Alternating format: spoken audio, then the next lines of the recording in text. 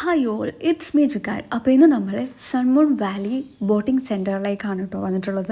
അപ്പോൾ ഈ ഒരു ബോട്ടിംഗ് സെൻറ്റർ വരുന്നത് മാട്ടുപ്പെട്ടി ഡാമിൻ്റെ ഉള്ളിൽ തന്നെയാണ് കേട്ടോ. അതായത് മാട്ടുപ്പെട്ടി ഡാമിൻ്റെ ആ ഒരു ഓപ്പണിങ്ങിൻ്റെ അവിടെ നിന്ന് നമ്മൾ കുറച്ചും കൂടി മുന്നോട്ട് വരികയാണെങ്കിലാണ് നമുക്ക് ഈ ഒരു സ്പോട്ടിലേക്ക് എത്താൻ പറ്റുന്നത്. ഇവിടെ എൻട്രി ഫീ വരുന്നത് 40 രൂപയാണ്. നമുക്കിപ്പം ക്യാമറ കൊണ്ടുപോകണമെങ്കിൽ നമുക്കതിനൊക്കെ എക്സ്ട്രാ പേയ്മെൻറ്റ് കൊടുക്കാനുണ്ട്. പക്ഷേ നമ്മളിപ്പം ഫോണിൽ തന്നെ ഷൂട്ട് ചെയ്യാനാണെങ്കിൽ അതിന് പേയ്മെൻറ്റിൻ്റെ ഒന്നും ആവശ്യമില്ല. ഇതിൻ്റെ പേര് ബോട്ടിംഗ് സെൻറ്റർ എന്നാണെങ്കിൽ കൂടി ഇത് ജസ്റ്റ് ഒരു ബോട്ടിംഗ് സെൻറ്റർ മാത്രമല്ല.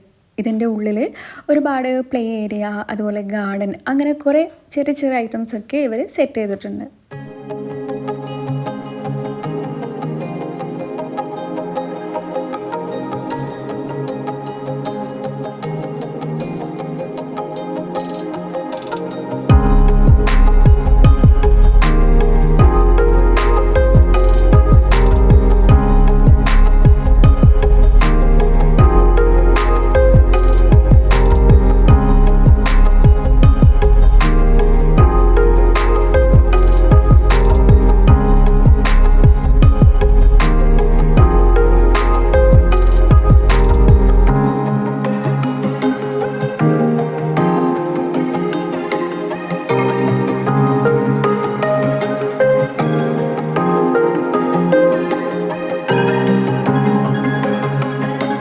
ഇവിടെ നോർമൽ ബോട്ടിങ്ങും സ്പീഡ് ബോട്ടിങ്ങും അവൈലബിൾ ആണ്.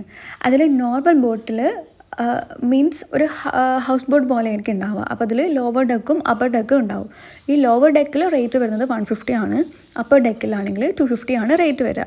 അതുപോലെ സ്പീഡ് ബോട്ട് ആണെങ്കിൽ 3 ടൈപ്പാണ് വരുന്നത്. ഒന്ന് 5 സീറ്റർ, 7 സീറ്റർ, അല്ലെങ്കിൽ 20 സീറ്റർ. അപ്പം ഇതിനൊക്കെ റേറ്റിലും വേരിയേഷൻസ് ഉണ്ട്.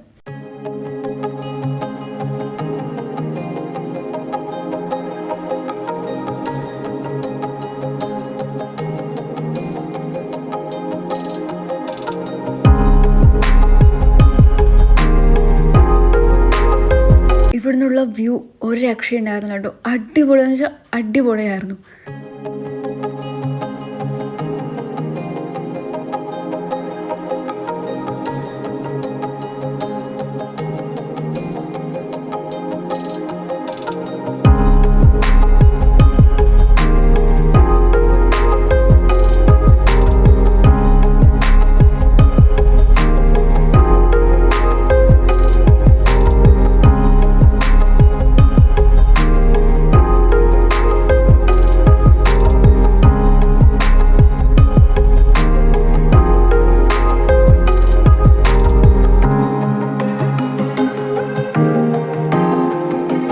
ഞങ്ങളെ പിക്ക് ചെയ്യാനുള്ള സ്പീഡ് ബോട്ടാണ് കേട്ടോ ഈ വന്നുകൊണ്ടിരിക്കുന്നത്.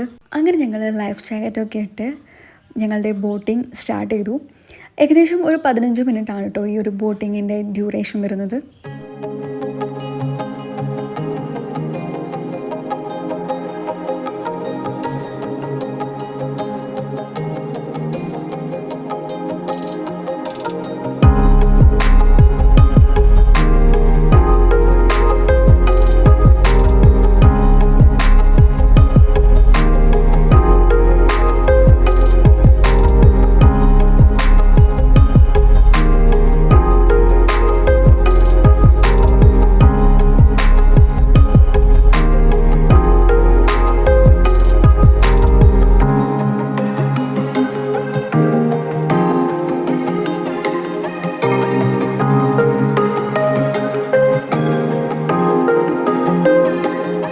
പോയ സമയത്ത് അത്യാവശ്യം ചാറ്റൽ മഴയൊക്കെ ഉണ്ടായിരുന്നു കേട്ടോ. ആ ഒരു ചാറ്റൽ മഴയും കോടയും പിന്നെ സ്പീഡ് ബോട്ടിങ്ങും അടിപൊളി എക്സ്പീരിയൻസ് ആണ്. എനിക്ക് ഒരുപാട് ഇഷ്ടപ്പെട്ടിട്ടുണ്ടായിരുന്നു. സോ മൂന്നാർ വരുന്ന ആൾക്കാർ ഈ ഒരു ബോട്ട് റൈഡ് ഒരിക്കലെങ്കിലും എക്സ്പീരിയൻസ് ചെയ്തിരിക്കേണ്ടതാണ്. ഞാൻ മുൻപ് പറഞ്ഞതുപോലെ തന്നെ ഈ ഒരു ബോട്ടിംഗ് സെൻറ്റർ ജസ്റ്റ് ബോട്ടിങ്ങിന് വേണ്ടി മാത്രമല്ല, അവിടെ ചെറിയ ചെറിയ ഇതുപോലത്തെ സ്റ്റോളൊക്കെ അവർ ക്രിയേറ്റ് ചെയ്ത് വെച്ചിട്ടുണ്ട്. അപ്പോൾ നമുക്ക് ഇവിടെ നിന്നെങ്കിലും പ്രൊഡക്ട്സ് വാങ്ങണമെങ്കിൽ പർച്ചേസ് ചെയ്യാനും കൂടി പറ്റുന്നതാണ്.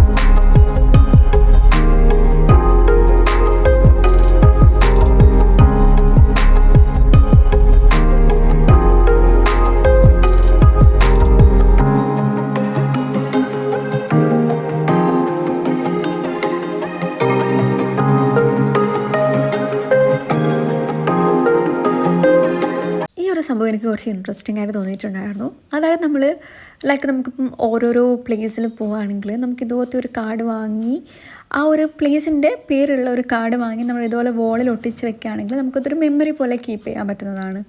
സോ അങ്ങനത്തെ ഒരു മിനി ഒരു സെക്ഷനൊക്കെ അവിടെ ഉണ്ടായിരുന്നു.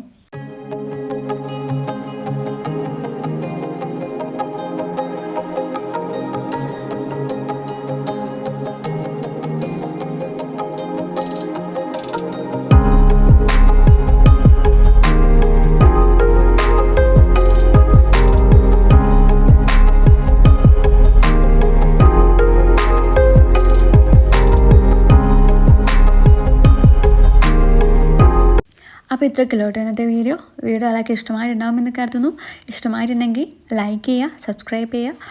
അപ്പോൾ നെക്സ്റ്റ് ആയിട്ട് കാണുമ്പോഴേക്കും ബൈ.